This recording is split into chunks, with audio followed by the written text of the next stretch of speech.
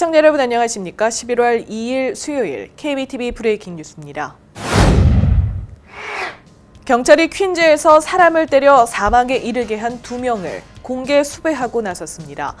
사건은 지난 7월 26일 자정에 일어났습니다. 퀸즈 블러버드와 메인 스트리트의 교차 지점에서 한 남성이 지나가던 64세 남성을 따라가더니 갑자기 머리를 세게 칩니다. 남성은 폭행 뒤 뒤따르던 여성과 함께 자리를 떴습니다. 피해 남성은 이후 병원으로 이송됐지만 결국 숨졌습니다. 한 목격자는 이 피해자가 먼저 여성을 밀친 뒤 가해 남성이 피해자를 때렸다고 진술하기도 했으며 피해자의 사망 원인이 직접적으로 이 폭행에 있는지도 확실하지 않아 조사가 필요한 상황입니다.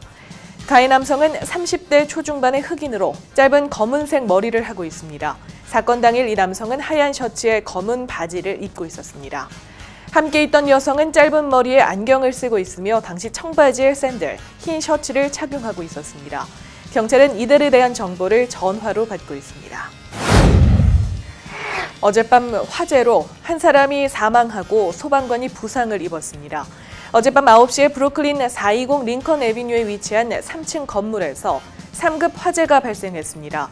건물의 불이 인접한 다른 집에까지 번지면서 최소 2가구 이상, 약 10명이 살고 있는 주택까지 피해를 입었습니다. 이웃 주민들에 따르면 불이 난 건물은 최근까지 방치돼 있던 건물로 몇 명의 노숙자들이 건물 안에서 불법 거주하고 있었던 것으로 전해졌습니다. 건물 안에서 사망한 채로 발견된 사람 역시 불법 거주자로 파악됩니다. 소방당국은 불이 나기 전 창문이 닫혀 있는 상태로 안에서 연기가 났다는 이웃 주민들의 진술을 토대로 화재의 원인을 조사하고 있습니다. 어제 오후 뉴저지 웨스트 밀포드의 그린우드 호수에서 한 남성이 변사체로 발견됐습니다. 뉴욕시경의 토마스 마스랑카 경관은 사망한 남성이 월요일 6시경 실종 신고가 접수된 46세 남성으로 보인다고 말했습니다. 사망한 남성은 월요일 1시경 카약을 타고 웨스트 밀포드로 향하는 모습이 목격된 바 있습니다. 패세이 카운티 검찰청의 마이클 드마코 검사는 이 남성의 시신이 발견된 곳에서 얼마 떨어지지 않은 지점에서 카약이 전복된 채로 발견된 점을 미루어 사고사일 가능성이 높지만 혹시 모를 가능성을 대비해 조사를 진행하겠다고 밝혔습니다. 뉴욕시경이 지난 주말 맨해튼에서 동성애 혐오 범죄를 저지른 한 남성 용의자의 몽타주를 공개했습니다. 지난 일요일 오후 전 4시 첼시의 14가와 8애비뉴의 인근에서 2명의 남성이 한 남성으로부터 가격을 당했습니다. 이 남성은 동성애 혐오 욕설을 내뱉으면서 두 남성을 구타했습니다. 피해 남성들 중 한 명은 얼굴에 골절상을 입었으며 다른 한 명은 오른손에 부상을 입어 치료 중입니다. 남성 용의자는 8애비뉴 북쪽 방면으로 달아났습니다. 오늘 경찰은 동성애 혐오 범죄로 보이는 이 사건의 용의자 몽타주를 공개하고 신고를 당부했습니다. 어제 브루클린에선 작업을 하던 인부가 엘리베이터에서 추락하는 사고가 발생했습니다. 사고는 어제 오전 10시경 이스트 윌리엄스버그 부시윅 애비뉴 인근 존슨 애비뉴의 공사 현장 건물에서 발생했습니다. 경찰에 따르면 이 공사 현장에서 근무 중이던 남성이 엘리베이터 통로인 5층 높이에서 추락했습니다. 이 남성은 심각한 부상을 입어 인근 엘머스트 병원으로 긴급 후송됐습니다. 현재 경찰은 이 엘리베이터 추락 경위가 불분명하다고 밝히며 조사 중에 있습니다. 플로리다에서 10대 남성이 이웃인 50대 부부를 살해한 뒤 살해한 남성의 얼굴을 먹는 끔찍한 일이 있었습니다. 지난 8월 중순 19살의 오스틴 헤러프는 이웃 부부를 살해한 혐의를 받고 체포됐는데 어제 법원이 헤러프가 인육을 먹었다고 발표했습니다.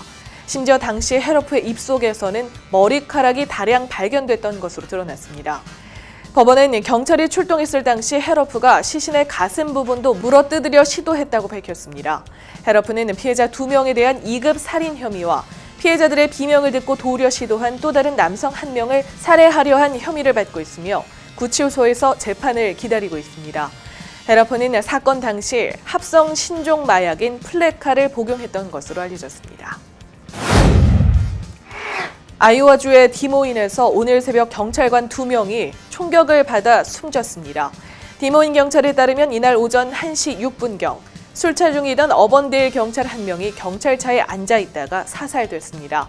약 20분 뒤 어번데일에서 약 2마일 떨어져 있는 디모인에서도 경찰 한 명이 차에서 총에 맞아 사망한 채로 발견됐습니다. 경찰은 범인이 주변에 매복하고 있다가 경관들을 저격하고 쏜 것으로 보고 수색에 나섰습니다. 오늘 아침 경찰 당국이 발표한 용의자는 어번데일에 살고 있는 46세 스콧 마이클 그린으로 경찰은 이 남성이 앞으로도 더 많은 위협을 가할 것으로 예상하고 주민들에게 그린을 보게 되면 직접 접근하지 말고 즉시 911로 신고할 것을 당부했습니다.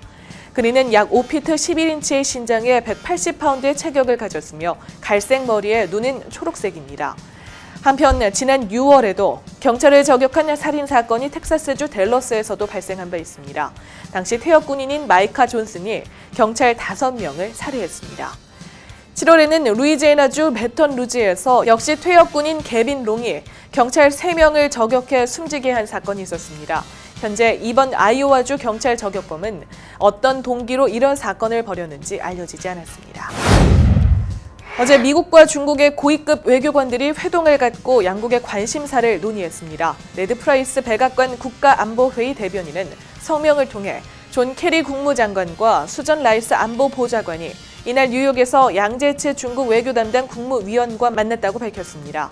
대변인은 이들이 양국과 더 오래 지속되고 안정적이며 생산적인 양자 관계를 만들어 나가는데 진전이 있었다고 평가했다는 말을 전하고 이어 앞으로 두 나라는 차이점을 건설적으로 달아나가는 한편 지역과 세계적 차원의 도전들에 대한 실질적인 협력을 확대해 나가기로 했다고 덧붙였습니다. 특히 이 회동에서 두 나라가 유엔 안보리 대북 제재 결의안에 대해 어느 정도 타협점을 찾았을 것으로 예상됩니다. 현재 유엔 안보리 결의안은 북한이 핵실험을 한 지 53일이 지났지만 여전히 초안조차 도출하지 못한 상황입니다. 올해 초 북한의 4차 핵실험 이후 57일 만에 도출된 유엔 안보리 결의 2270호도 케리 장관과 왕이 중국 외교부장이 베이징에서 만나 담판을 지으면서 협상의 속도가 붙은 바 있습니다. 앞으로 마리화나를 흡연한 적이 있거나 과체중인 사람도 미군에 입대할 수 있게 될 전망입니다. 문신이 있거나 홀로 자녀를 기르는 경우도 마찬가지입니다. 애슈턴 카터 국방장관은 어제 뉴욕 시립대학에서 신병 모집에 미국 반영의 변화상을 좀 더 반영하기 위해 자녀나 문신, 마리화나 흡연 여부 등 기존의 각종 금지 규정을 완화하는 방안을 검토할 예정이라는 연설문을 발표했습니다.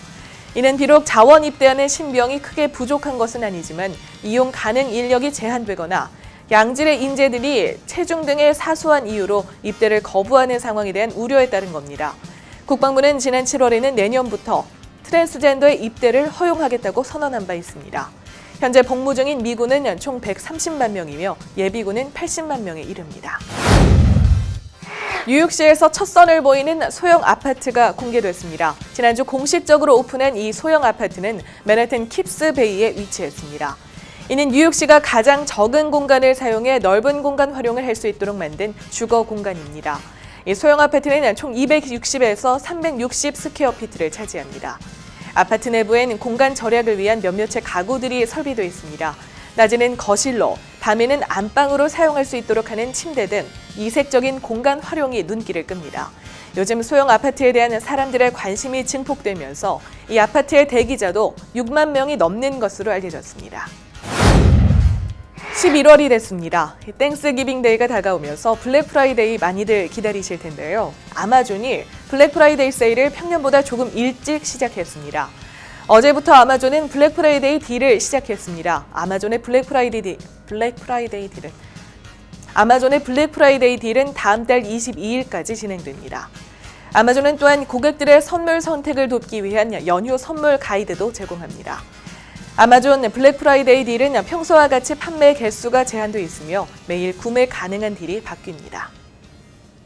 11월 2일 수요일 KBTV 브레이킹 뉴스 마칩니다. KBTV 뉴스 9은 오늘 밤 9시에 방송됩니다. 시청해주신 여러분 고맙습니다.